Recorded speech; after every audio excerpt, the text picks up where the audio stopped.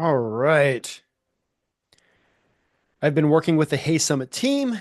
Everything is fixed behind the scenes. Everything is set up for the rest of the summit. There was a Zoom syncing issue for the last talk. We've narrowed down exactly what happened, and it is not going to happen to any more sessions. For anybody that like, what I'm going to do is actually send out the last talk to everybody. But I'm also going to add in Brent's talk as a special bonus gift for dealing with the wonderful tech issues and the headaches that unfortunately come with sometimes running a live event behind the scenes. If you want a good laugh, this is always why I never talk. But I am so excited let me just real quick. Yep. Technology picks on the best of us. So a few different things. First of all, if you want to connect with other recruiters that are excited about growing this year, excited about rocking this year, two things. Make sure you follow Brent Orsuga. Follow him online. And secondly, drop your LinkedIn profile in the chat so that way other people can connect with you. So we'll give it a minute or two to get rocking and rolling. I'm sure a few people were just like, after the last session of Benjamin's technical issues behind the scenes. But I am so excited. I know Brent to have Brent with you guys today. I know Brent was just recently on a podcast in the UK, one of the biggest podcasts out there. I think definitely one of the top three biggest podcasts over on that side of the pond. Just sharing and pouring. And I never really asked Brent his numbers because I just know Brent crushes it. But $2 million years. If I had that happen, man, without question. So it's all doable. And that's what I'm here to share with is just stuff from a high level, firsthand experience of things that people can do to win at a big level. So, and then Dom's messing with you, saying Brent's garbage. But I'm gonna like just let you have the floor. I know from last time I had so much great feedback from you, which is why I wanted to bring you back. But you know what? This is a session that you guys can definitely learn from and how to become the inbound machine to make sure 2025 is a year that's rocking and rolling for you. So the floor is yours, Brent. Awesome. Well, first off, I just want to thank you for putting this event together again. I heard there was nearly 1,000 recruiters who registered for this, and I know the main focus or goal is purely just to get better. And I give anyone who's here just kind of props for having that mindset. And I can speak for myself, and I'm sure any of the other speakers. Our main goal is purely just to give back, just to help people become the best version of what they do. And a lot of us, and I know a lot of the speakers, all this is some of us have just played this game a little longer. Maybe it's more years, more repetitions. If you really think about it, that just means more stories within recruiting. And I'm happy to do a Q&A after, like last time as well, if people have specific questions on branding, personal development, business development, what's going on in the market. I'm happy to answer those questions. But the first thing that I want to touch on is this. This is a career for a lot of us. This is not some side hustle. This is not some hobby. This is all I know for myself that I've done for 23 years. I take this very serious. This is the sport I play. And I know for myself, I want to become the best player possible. So again, if you are here, I hope that today there are some takeaways where you can feel that as well. And I'll tell you, I'm excited to learn this week as much as I am to teach or give what I'm going to call experience shares. Again, doing this as long as I have, I've seen and gone through a lot. But normally I feel like Ben asked me to come on. I feel like I've kind of become the rah motivation guy, fire everyone up. But today I'm actually going to take us down a little bit of a different path.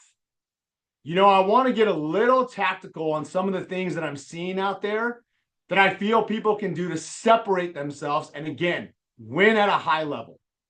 This is big league stuff. I personally think in 2025, if you really think about it, we as recruiters and headhunters are in demand now more than ever. Think of why that is. Look back on the last couple of years. You got to understand, companies cannot miss right now. There is no desire to take bets, take gambles, get creative. They need what they need, and that means direct hit bullseye hires. I know in my industry, companies would rather go pay someone 100 grand than two newbies 50, pray, hope, and wish they work out. That means we collectively have every opportunity to deliver these companies, who are the ones that pay us, something that others can't. And you have to recall, we are headhunters. We are snipers. We are given every opportunity to show our value, our worth through the product that we hand deliver these companies on a golden platter, which is people. And I really, really want you to hear me on that. Our product is people. That means your own value, your own worth, your reputation in the market or industry you play in is directly linked to the caliber of people that you show. How serious are you taking that? Ask these questions. Are your clients questioning you when you present somebody? Are you having to show 3 or 5 people just to get one through? Or are you a sniper and you're able to get those direct hits? Ask that. Because this is also going to link to the topic I really want to touch on today, which, am I a person of influence in my field, in my industry, in my niche, in my city? I don't care if it's a LinkedIn community you're building. Am I a person of influence, and what am I known for? But let's back up and ask this. What is the definition of influence? Influence is the power to have an important effect on someone or something. If someone influences someone else, they are changing a person or thing in an indirect but important way. So now another question to ask, how are you influencing those around you? Ask these questions. Am I so well versed on my niche that I am a person of value? Am I obsessed with the job market and what's going on? How much work am I truly doing behind the scenes to be a subject matter expert in my field? Do I know everything going on in supply chain, in construction, in accounting, in healthcare? I don't care the industry. Do I know all the latest trends or updates? How much do I know about the job market in the city I live in the city I play in and have companies that I deal with in? Am I reading the business journal? Am I talking to business owners? Am I attending networking events that stay dialed in? How much do I really know? Or you just posting jobs, gathering some resumes, tell me you are not still playing the spray and pray game? If that is you, I'm here to tell you very clearly, you are trying to win a losing game in 2025. You are a vendor to a company and not a trusted partner. Who do you think gets more at bats? So the question to ask is, how can I influence companies and candidates? Well, from the company standpoint, do you think I can educate them on what I'm seeing in the market from a hiring lens? Can I educate them on what I'm seeing other people are being paid? Can I share examples of compensation models that others are doing? Do you think they have the insider info that we do? How else would someone know what another company down the street in their industry is doing? We are dangerous people if you have the right skills. Do you think once I know this information that maybe all of a sudden I can influence their hiring decision?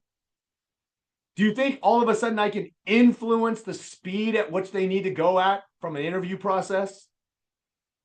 Do you think I can influence the compensation needed to get the good people and steal them away and give them a reason to move in 25? You see the difference? Am I a trusted, dialed in advisor? If I'm known for that, why would they not want to partner with me? Dom, as an example, we joke about this all the time. I'm a better friend than a foe. You want to partner with me. I can promise you, you do not want me coming after your people.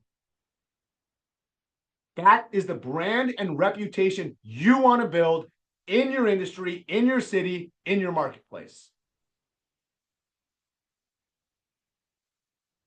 Now, on the candidate side, do you not think I can influence these people about what's going on in the job market? Because again, I'm so well versed and dialed in, I know what's happening on the streets.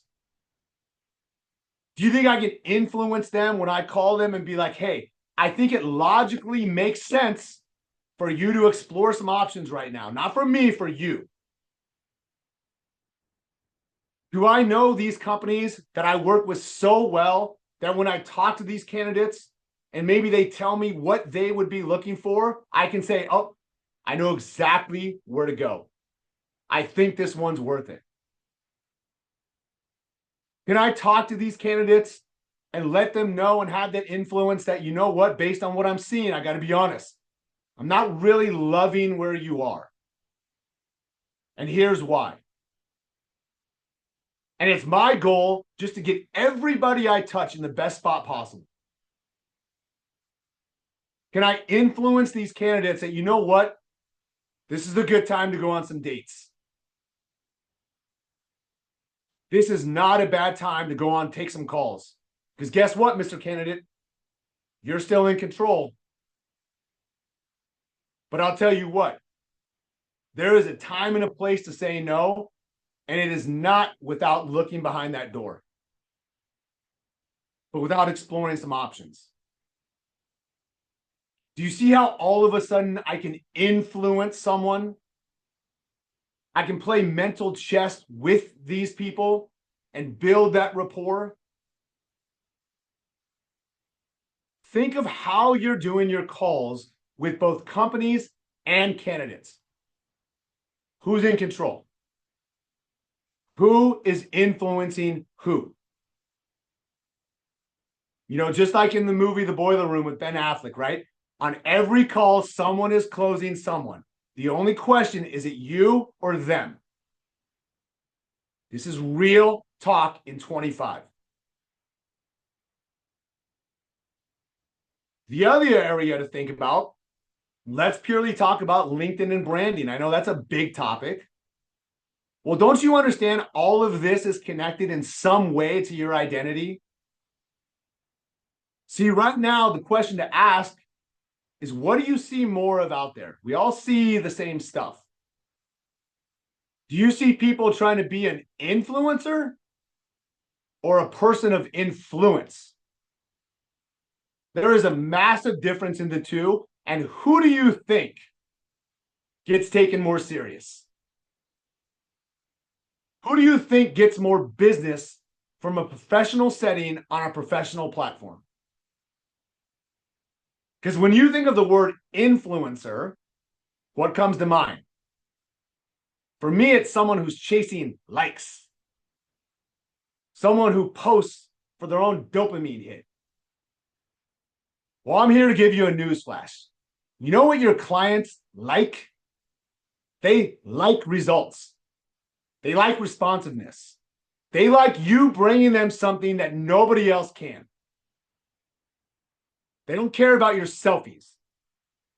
This is show business, not show friends. Take that to other platforms. And the reason I'm so passionate about this is I want to continue to elevate this amazing industry we play in. Because when things are hot, everybody wants a piece. Not everyone deserves that. But this is how you separate and win at the highest level against the competition you face. You want to go make 100 grand from your kitchen table? Cool. This is not for you. You want to play in the big leagues? These are the things that people are doing to win. Next time you want to post, you think about that. Influencer, person of influence. Think, am I giving value? Or am I chasing likes for myself? Because I can promise you only one of those has dollars attached to it. But now ask this, how can I give value in the feed? Gee, let me think. Maybe I can share books I'm reading, which I hope you are. Maybe I'm sharing podcasts that I've listened to. Maybe I'm sharing articles from Business Journal, Business Insider, Forbes, Inc. magazine, anything that is high level and can educate people. Because as they scroll through the feed, are they seeing me and seeing something I've shared that maybe they didn't know about on their own? Would that be of value to them? Is it possible that I could build my reputation, my name, and my brand around that? Do you think all of a sudden maybe it would attract certain caliber of people and companies to me? Influencer, influence. Because I'll tell you this is real talk. I don't think there's ever been an easier time to win. I don't think there's ever been an easier time to stick out, to separate yourself, and to build a brand and identity around who you are. But to do that, think about what I started with. You got to play this game at a different level. This will help you do business development. Rather than just chase retainers, contingent agreements, am I always leaving people better than I found them? Think about little things like this. The difference between a $500,000 biller and $1 million or $2 million, whatever it is little things that others aren't. What if I could email these companies a document that I've created around hiring trends? Would that allow me to kind of stay top of mind, be a trusted person, someone they should know? How many people are you competing against that are doing this? Think how many people, maybe even some on this call, that are so small, transactional minded, chasing the next deal. Oh God, I need this deal. I need this 12 grand. I need this 20 grand. They're in the weeds. This is high level, long game stuff. And you have the opportunity to shift your whole brand and all the value you can bring to others if you have that mindset. I really, really want people to start to embrace that. Am I able to be a person of influence in everything I do, everyone I touch? And you tell me that doesn't shift your results here in 2025. Speaking of that, let's talk about the job market. Stop believing everything you see and read. See, I talk to recruiters every single day. A lot of these guys are speakers or on the call. There is not one person I talk to, and I only talk with hitters, who is not slammed, who doesn't have more opportunity now than before. You tell me right now, were you busier in October of 24 or March of 25? As headhunters, we are in demand now more than ever. This is the time to win. Our job is not that of a job placement firm. Stop trying to help unemployed people get jobs. Stop trying to help mediocre people with false expectations of themselves and the market land something. What did I say earlier? Your identity and your brand is being built right now solely around the caliber of people that you show. That is your identity. If you show sixes, guess what? You're a 6. If you show 9s and 10s, guess what you are and guess what you're known for. You see the difference? Do you think for 1 second I would show my clients an average Joe, a scrub? Who benefits from that? Literally, who wins? And the minute they start to question the people that you show, you're done. You've lost that trust. Every single time I present somebody, am I sure I want to put my name behind them? Am I sure I want to put my stamp of approval on this one? Every candidate, every time, to every client, ask that question before you hit send. When a high-level person of influence send this off,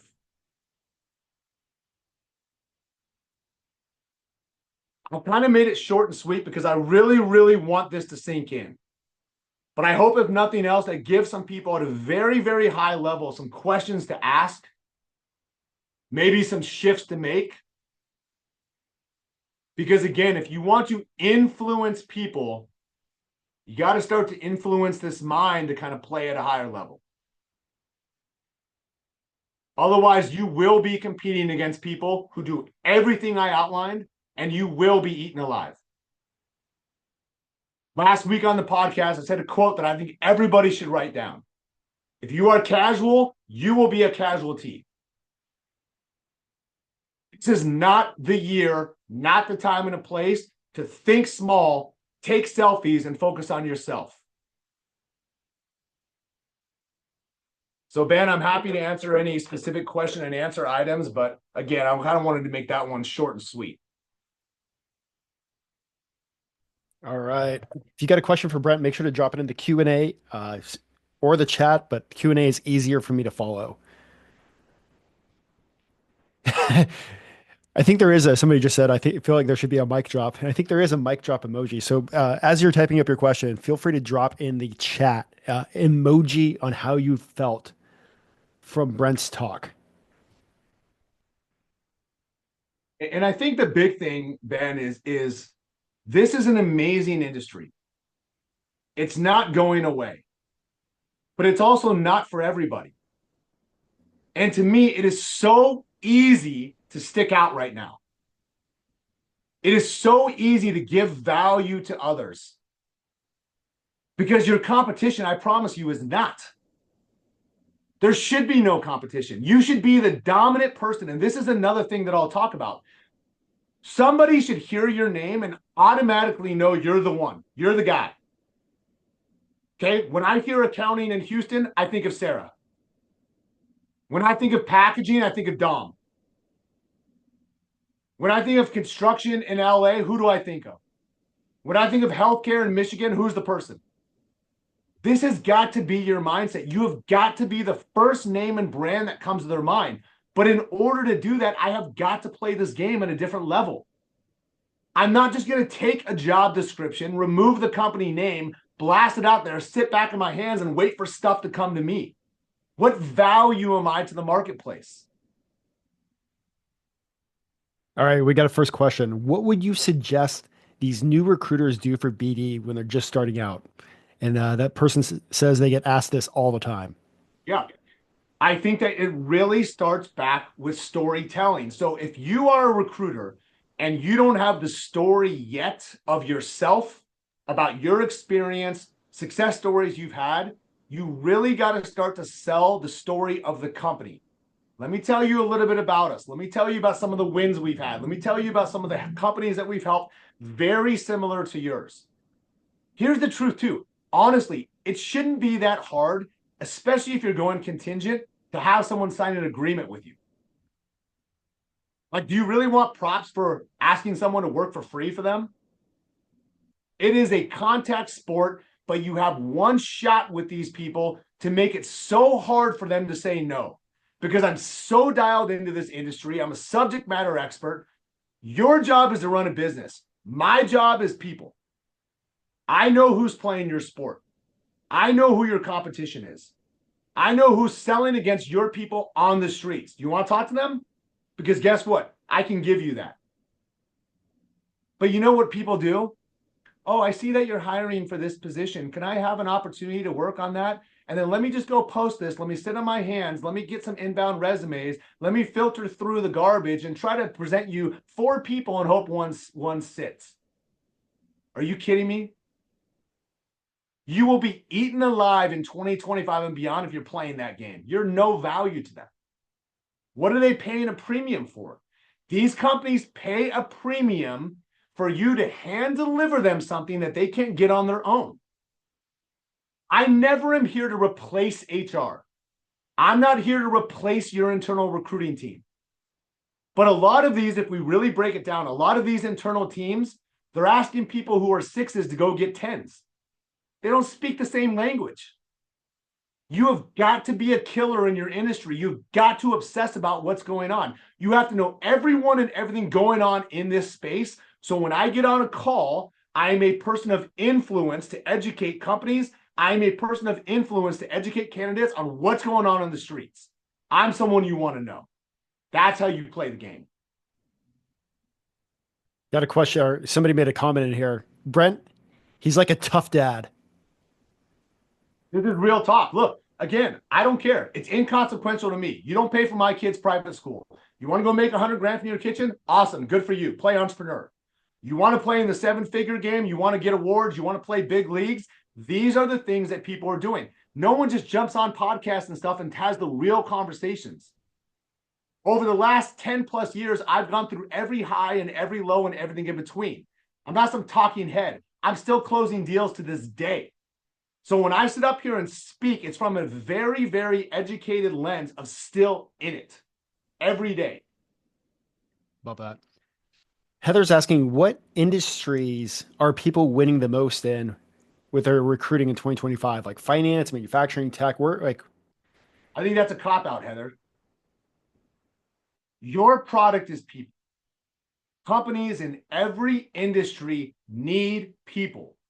Your brand, your identity has got to be around, I can hand deliver you the top people. Because here's one thing that you can do to educate or coach your companies. Not everything is massive growth. We're in hyper growth mode. We're adding all these people. What if you could influence your client to have an upgrade mindset? Always be hiring. Trade dollars. Take this low performer that you're paying 70, go get this person 80, you're only out of pocket 10. Always be hiring, always elevate the room. But for me to be able to do that, I can influence them by being that person of value. So don't worry about industries, worry about people. Every company will need good people, so only show them that. That's what they're paying you for. How do you overcome the obstacles such as regaining trust after a dud gets through the cracks or when their outside forces strongly recommending that your market's not use an agency? Say that one more time. All right, I think it's a two-part question. So let me just read the first part for you. How do you overcome the obstacles such as regaining trust after a dud, candidate gets through the cracks? Like they ended up hiring a bad candidate from You you. own it. You own it. You own it. Look, there's no recruiter that bats 100%. No hiring manager has gone 100%. You collectively take ownership. We missed, right? But now I'm not going to take it as a loss. I'm going to take it as a lesson. Now we know what doesn't work. Now let's collectively work together to rectify and fix this. I need to do a replacement. Didn't last 90 days. No problem. I'm going to play the long game. I'm going to sit here, cry and swirl. Oh my gosh, now I got to work for free. Always stay high level and always do the right thing and always fix whatever is broken, but take ownership. And then the second part of the question, like how do you get through when a lot of your market's saying they don't use an agency? I dig deeper on that. Why? Why? This is a contingent agreement. Let me ask you, Mr. Hiring Manager, as a company, do you guys not want the best people in your city, in your industry, in your market? Yes. Well, would it not be of value if even if you're hiring or not, I was in your corner to be able to show that to you? Because a lot of times what happens is I will come across people because I'm so dialed in healthcare, I'm so dialed into construction, I'm so dialed into supply chain. Even if I come across somebody, I would rather show you that than assume it's a no. I am a friend better than a foe.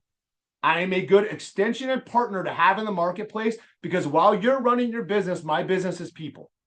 You want to know who I know and you can know me. Again, I make it very hard for them to say no. No means nothing to me. That's like when the game starts. That's when the fun begins. All people are doing, we don't work with agencies. Okay, bye, thanks.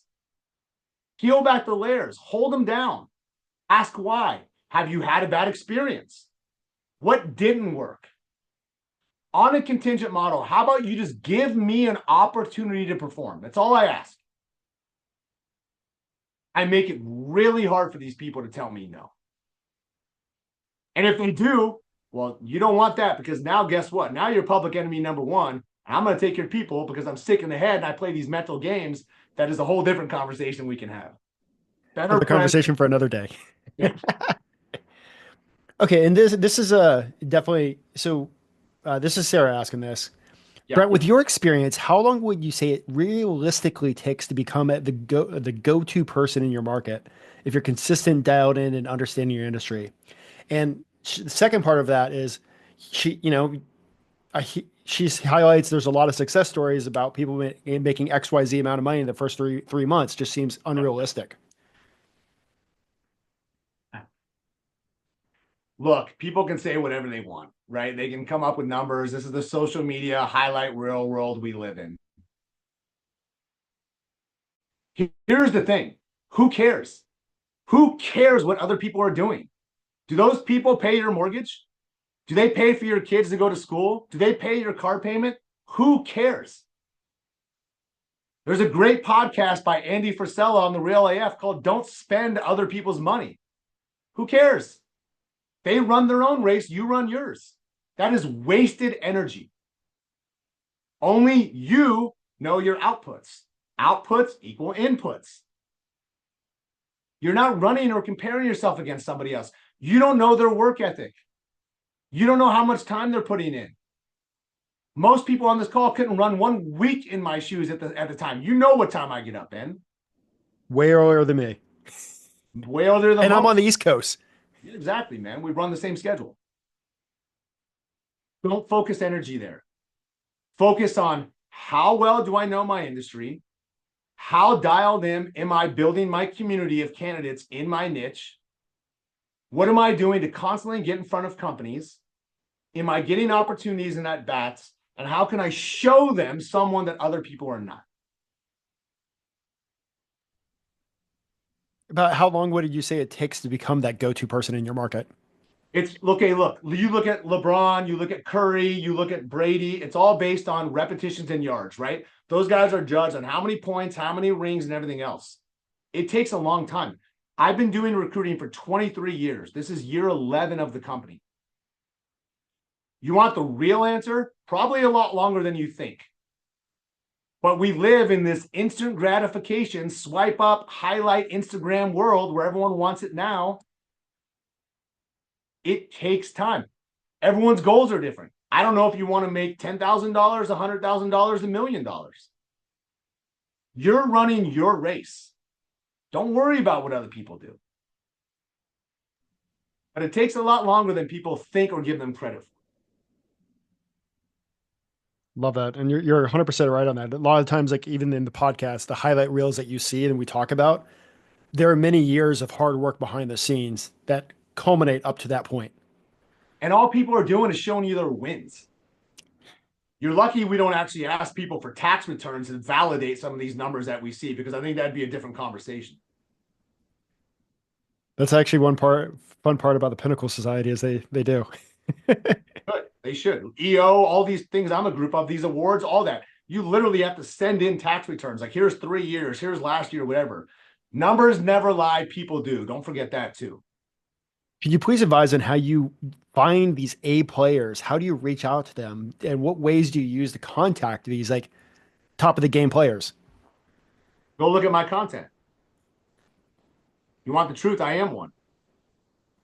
You can call that whatever you want. I call it confidence because I know the work that I've put in. I attract those people in.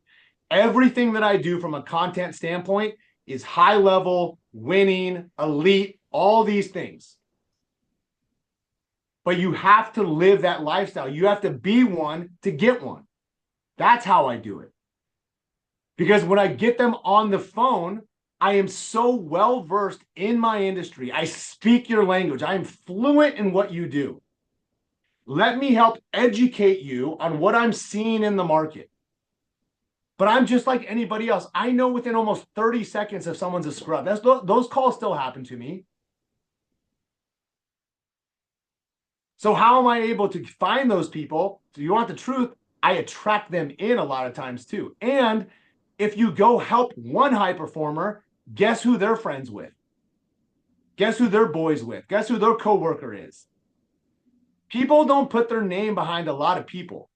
Anyone on this chat, you don't put your name behind somebody unless you know that they're the real deal. If I can place one, I can place 10 just through that network. So I'm very conscious of the experience that everybody has with me because I want to know who they know. That's how you do it at a high level. All right. And I just dropped Brent's LinkedIn profile and his Instagram in the chat. So if you want to see Brent on a daily basis. And I see a comment, no scrubs. Absolutely.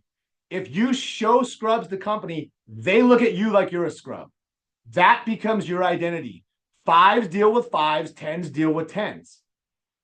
This is how you get repeat business. This is how you build an identity, build a brand, have companies coming back for more. Look what I gave you, Mr. Company. Look at this person that I handed you on a golden platter. All right, here's a I'm question. showing you scrubs. What's my value? I'm just another person, man. There's so much of that out there. And those people will make their little dollars here and there. Let them. You don't want to deal with those people anyways. Let me ask you this. Who's the most headaches? What candidates are the most drama, the most headaches? How many grandmas have died? How many flat tires? You play in the mud, you're going to get dirty. How do you overcome being new to the market? Do you just use the MPC approach to do the talking for you? Yeah, I mean, is this somebody as an example who's like just trying to figure out what industry to go down, what path to do? Again, if that's your case, think about what I'm showing. NPC is fine. But you got to know how to craft it to tailor this to dangle the carrot and get these companies excited. Hey, John at XYZ Company, I see you guys are hiring. Here, I'll give you guys the ultimate business development hack that has always worked for me. I will approach these companies. Everyone should pay attention to this. Write this down. I will approach these companies and be like, hey, I wanted to reach out to find out more about you guys because I deal with some elite talent. And in the last month, I've probably had 3 people ask me if I partner with you guys. That has raised my curiosity. If the streets are talking about you, I feel I should know and I owe it to them to see what's going on. How can we get on the phone to dive deeper? Mental chess influence them to create curiosity, which will reel their butts in. Then I get them on the phone and it's game over because I'm dangerous. But think about what I said. The streets are telling me you guys are doing something big. I owe it to them to find out if that is true. Can we get on a call? That's the ultimate business development hack you can do. Trick it. Play mental chess with these companies.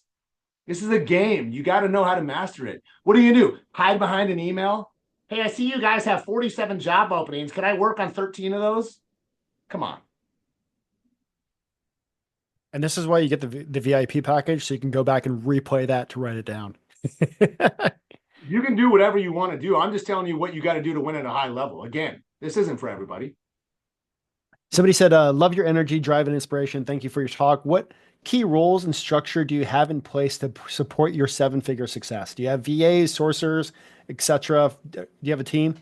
Yeah, I've done it all. I mean, over the years, I feel like I've done it all. I've added contractors, I've done sourcers. I mean, even right now, I'll tell you what I'm doing. Guys like Dom or people that play in my supply chain space, we're all just doing a lot of splits behind the scenes. we're all doing a lot of splits because we have different conversations, different relationships. So I know who's in my space, right? I know who's in my sport because we play differently. We don't actually compete as much as you think. So, I'm playing a lot into that, to be honest with you. And I've always just been able to kind of run a very big book. But over the years, to answer your question, you name it, I've done it all. Uh, Off seas, tapping into some AI stuff. I've done splits. I've done contractors. I mean, you name it. There's no right or wrong. That's what you got to remember. There's no right or wrong in how you play the game. You got to do what's best for you. Somebody asks, what books, podcasts, blogs, etc. are you using to develop your recruiting and staffing team? I'm a junkie. Every morning at 4 a.m. I am listening to a podcast. I listen to stuff that is very sales driven. Like I don't really need a lot of like mindset stuff. I don't need somebody to get me fired up or motivated. So I'm very, very tactical around anything that is business centric. I listen to a lot of Ed Milet. I think you've seen me share those, especially like on Saturdays. He'll do a solo session. Maybe it's around persuasion. It's around an exchange of energy. It's around influence, just like we're talking about. Um, there's a really good podcast. I got to think of the name of it. That recently they just talked about how 80% of sales are going to be done through AI, and all that's going to mean is the last 20% is going to be done by closers. Think about that from a recruiting lens. I was telling Ben, and we were talking about this before. I'm like, God, my dream is to walk in and have 10 set calls, maybe already screened, maybe just set up, and let me just get on the phone and roll. Let me just crank. Let me just close. So I can kind of go back and share, or maybe Ben can share, but I'll get some tactical ones from a specific standpoint that I think could be of value. I listen to a ton. You make sure to follow him on Instagram because he shares like actually what he's listening to. Yeah, I mean, I listen to Les Brown every morning. I do share a lot of podcasts that just kind of come to top of mind there too. I always feed this. This is what you got to remember. This is not a gas tank. It can never be full. Feed that thing. Somebody asked, we're a small firm with tons of job orders, which is awesome. Congrats on that. But we lack the sourcing tools. When it comes to sourcing, what are the best practices and tools that you are using? Man, I'm probably old school. Look, this is a contact sport. Sourcing sucks for all of us. It is the biggest time suck. There's no disconnect around it. I have yet to find a master solution around that. Even with this AI stuff, this is where it gets tough. And again, I want it to work. So this is just my lens on it. AI, I can understand how it was sourced through mass resumes, filter stuff down. What we do is headhunting, and I'm probably not alone in this. So much is up here. We can look at different profiles and be like, yep, that's a good one. Nope, that's not a good one. It's hard to quantify or teach an agent how to do that. But to be transparent, I'm just like most people, I live in LinkedIn Recruiter. I know what companies I want to tap and where I lean into. And my response rate is just very high for two reasons. Number one, I know how to dangle a carrot to make it really hard for somebody not to get on the phone with me. And number two, this is the importance of the brand. If you have a brand, if they creep like we creep behind the scenes and they can see that you're somebody in a niche, in an industry, in a market, they're going to be more responsive to respond to you. But I wish I could have a better answer on sourcing. Look, it is what it is. We all deal with it. I think later on this year, maybe early next year, the AI tools will be good enough to where Brent can go from a few $1 million to a $5 million a year. And I would love that. I hope it does. What activities would you say are mandatory to complete on a daily basis to set yourself up for success? You should only do two things. Think about it. Think about what we do. Gee, let me think. I should be doing business development and I should be talking to candidates. Everything else is noise. Where are the dollars at? Well, I need companies to give me opportunities to pay or work on stuff, but then I got to have candidates to be able to send to them. What else are you working on?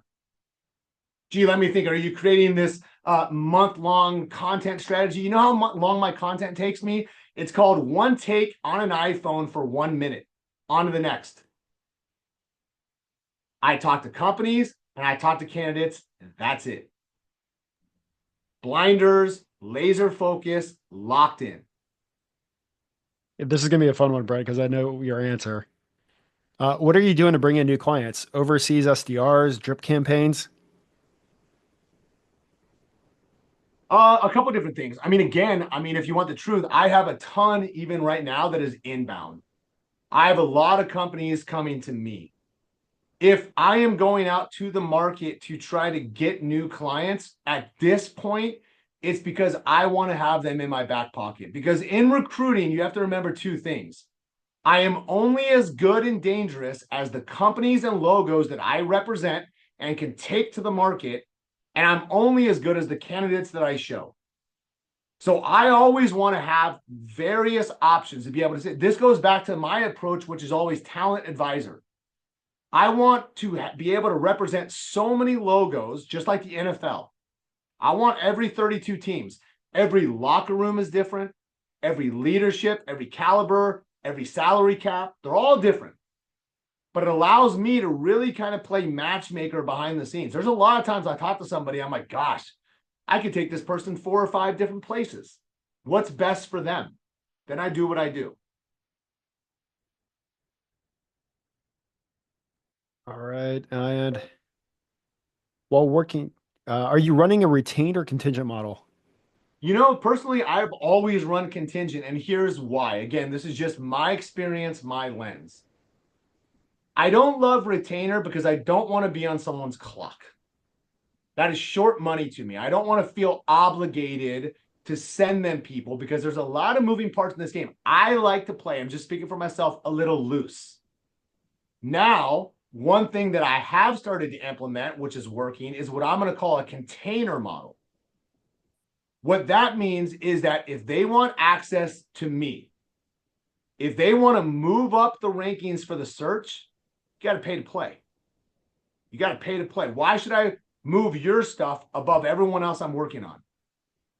So in that regard, that really ties into the brand a little bit too, because if they want access to my little fingers to touch it, well, you got to pay for that. That's working I like that better than retainer. Because here's what happens. People take retainers, they get $5,000, and all of a sudden they feel obligated to have to show people that are probably not even good, but I'm checklisting it. Well, Mr. Company, you gave me $5,000, so I showed you 5 people. How many of those deals actually go through fruition? Again, my lens. Somebody probably joking around. What supplements are you taking to give you this much energy? Let's see. I got 2 little girls that I have to take care of that like Sephora and Lululemon. How about that for an answer? I'm just an energetic guy. A lot of people say you're very intense. I'm not. I'm very intentional. I know exactly what I want. I know exactly what I want. So for me, how can you not have energy? Right? I live a boring life. I go to bed at 8:30. I wake up at 3:30. All I do is go to 3 places. I go to the gym, I go to my house, and I go to my office. I'm 48 now. I don't need to play games. I told these guys on the podcast, when the older you get, the rooms get bigger and the circle gets smaller. I don't hang out. I have to win at a high level. So I have to come to the table every single day with this kind of energy to be able to produce. And you get some little girls who like Sephora, and that one makes sense too. I'll tell you that. Somebody asks, is your container model an upfront fee that goes towards the total fee once the deal is complete? I've done both. So what I've done is, okay, let's just use 10,000 forever. I'll keep that 10,000, or depending on the role situation, you can take that off of the end result. So if the fee is 40,000, I'm going to reduce 10, I bill them 30. There's no right or wrong. You can go both ways, but I'm really liking that right now because, again, that will give them access to me as well. I can sell that story. You want me to work on your stuff? Okay. You got to have that brand. You got to have that reputation. You got to be a person of influence to even ask for that. That's real talk. And how do you approach a company like trying to sell a container agreement? Look, I think that I can explain to them that in 2025, we are very busy. We're doing a lot of searches. I like what you guys are doing. I believe I can have some success here, but I'll be transparent. We're working on a lot of other positions. If you want, and this is a priority for your company, I'm going to go down this model, and that will assure you that I will move it up the ranks. And to be transparent, I'll be your direct person. I'll be your direct contact. I'll be the one sourcing on this. You got to sell yourself a little bit too. How many candidates do you typically present to each client? Honestly, I'm pretty bullseye focused. I don't need to send mass people because again, I know the company is so well, and I'm really, really good at asking questions to the candidates that I don't need to really do the whole spray and pray thing. There's many times I've gone one for one. And when a company says, "Well, I want to see more people," and I said, "Well, I just push back. I don't know. I'm just aggressive like that." I said, "Why? You've gotten this person through the process. Everybody liked them. And again, can I influence them on why that's a bad decision? Time kills all deals. Every time we reset the clock, we're 3 to 4 weeks. So you're telling me that we just had this person hot and heavy. They're right there at the finish line. Now you want to tell me to keep them warm and let's go find someone else? Logically explain that to me. But again, what did I talk about? I can influence them because I can educate them on what I'm seeing in the market and why that's a bad move. That's a person of value. Before we go on to the next question, one thing I'm asking everybody to do from every talk is if you've had a speaker, whether it's Brent or one of the speakers from earlier, have an impact on you and something that you really picked up, do one or two things. Shoot them a message of that on LinkedIn or publicly post like, hey, I just, I listened to Brent or I listened to Kelly. This is what I picked up. I'm excited about implementing this. Share, like, when Brent's talking about posting stuff on LinkedIn that you're learning, now's the perfect time to do that. Value, value, value, value. The more you give, the more you get. Don't be self-serving. Share something. Look at this article that I saw. Look at this thing that I read about the construction industry. In healthcare, I just saw this latest trend going out, right? All these things are just of value to other people. It's not self-serving. Too many people, the stuff that I see out there, I'm basically thinking, like, what are you doing? Let them though. What is Mel Robbins like? Her whole let them be theory or whatever. I'm like, let them do their thing, man, because I'm going to run a completely different race. It's so easy to win, guys. It's so easy to win right now. Look around. There is so much mediocrity. There is so much average, and mediocre and average people will only gravitate those kind of candidates to them, and that's what they show to the market. Don't do that. Play this game at a different level and watch what happens. Starts with you, though. You got to be able to attract those people in. I got to be able to attract those companies in to be able to even show that. Don't fake the funk. Well, you're working on getting your name out there and starting to post more on LinkedIn. In the meantime, like, what should I be doing? Should I be hammering the phones, picking up the phones, sending emails? For the phones, how are you finding people to call? And what is your pitch when they pick up the phone? Yeah, yes, you got to do it all. This is a contact sport. Again, there's no right or wrong. You got to touch them every way possible. Here's a little trick that I do too is number one, I'm message heavy. I am, right? But again, once you build the brand, you can do that. If you are trying to establish your brand, the easiest way to do this as well is really focus on your LinkedIn profile and how sharp it is, how dialed in it is. Then what the easiest thing to do is literally just become the freaking comment person. Just comment on everything on everyone in your industry and always stay at a high level and be positive. That's amazing. Congrats on your growth. This is great. I love what you guys are doing. As long as your header is very strong, maybe you have a bold color behind you, it's going to create curiosity. Who is this person? I see him everywhere. It's fine to do that while you're building the brand and reputation, right? That's okay.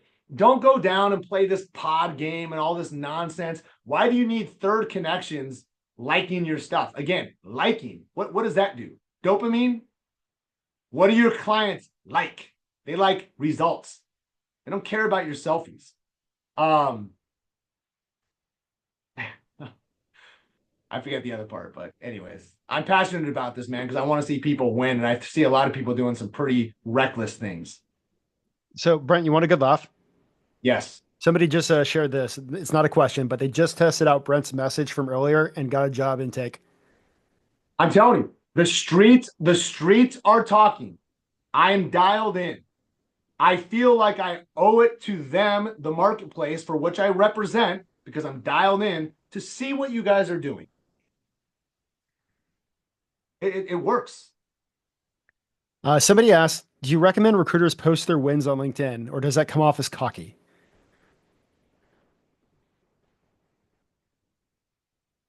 I have no problem with it because, again, you have to remember, we win last. Companies have to win because they get someone that they couldn't have gotten without you. Candidates are in a better situation than ever before because you help them, and we win last. Shout from the mountaintops. Everyone loves a winner. People hate a winner too, but they love a winner. Celebrate your wins, man. Wins are hard in this game. Don't discount yourself worrying about what other people think. Awesome. Too And many people think they care too much about. Think about some of these questions.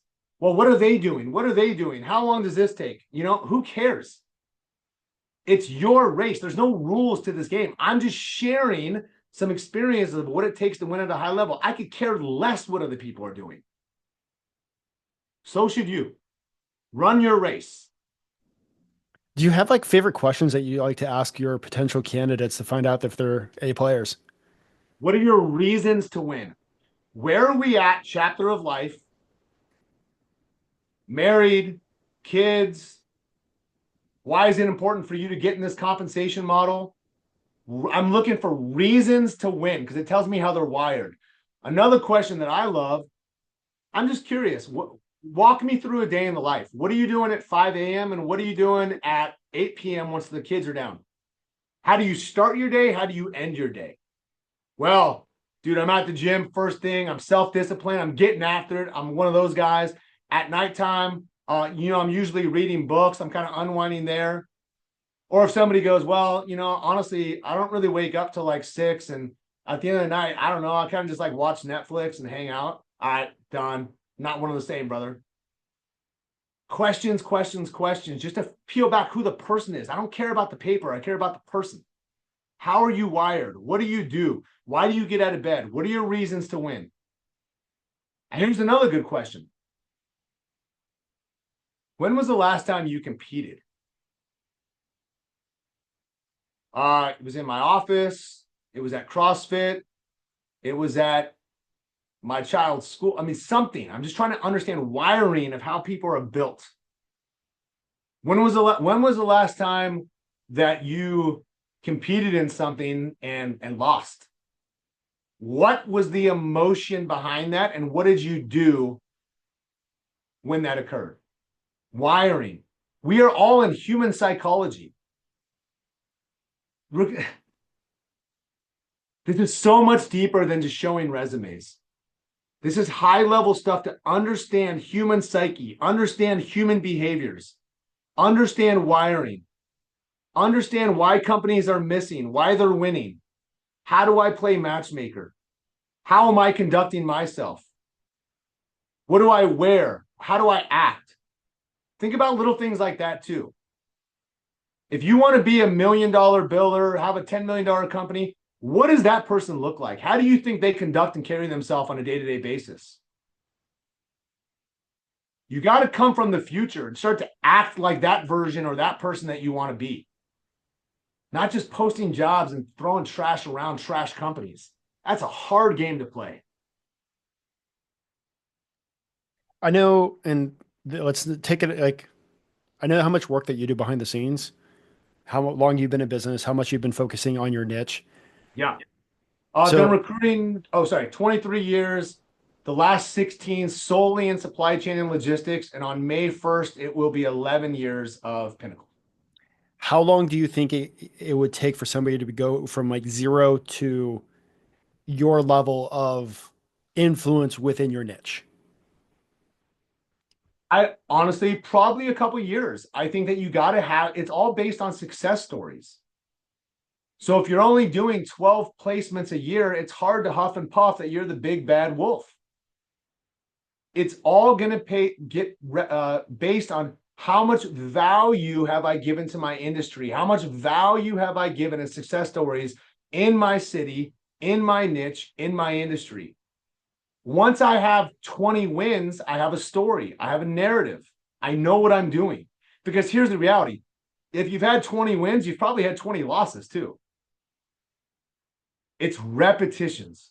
It's repetitions. People underestimate how many people you have to have in process, how many conversations, how many shoulders I always have to be tapping.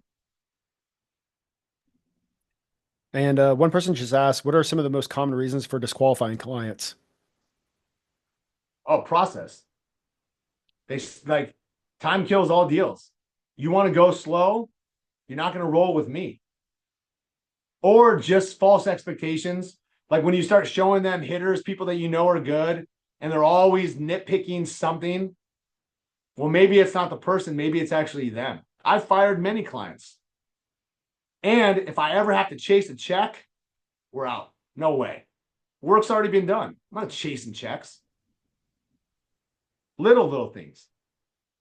Well, Brent, I think we pretty much wrapped up all the questions. So for everybody Cool. still on the line, I know we got one more talk today, and the talk I know Clark Wilcox is going to be focusing. It's not the tech, it's you. I know some of the stories he has recently of somebody that had a 100K year, and I think just last month had a 180K month. So it's figuring out you, and we're almost probably same with the things that Brent just like literally has been speaking on. But Brent, I know you. I just want to say thank you as always. Thank you for coming and sharing when there's so many things else you could be doing throughout your day, but you want to pour back into recruiters. I want to elevate the industry. This is an amazing industry, and we all need to play at a higher level. The more we push ourselves, the more we push everyone above us, and that will create the demand that we need. It will let everyone charge more. It will let everyone see what I mean. Play at a high level because it impacts everyone on this call. Don't be the person draining everyone down here. Everyone needs to step it up a little bit. Awesome. Well, Brent, I'll let you get back to the rest of your day. And for the recruiters out there, I want you guys to keep crushing it. And I will see you guys shortly. Awesome. Thanks, man.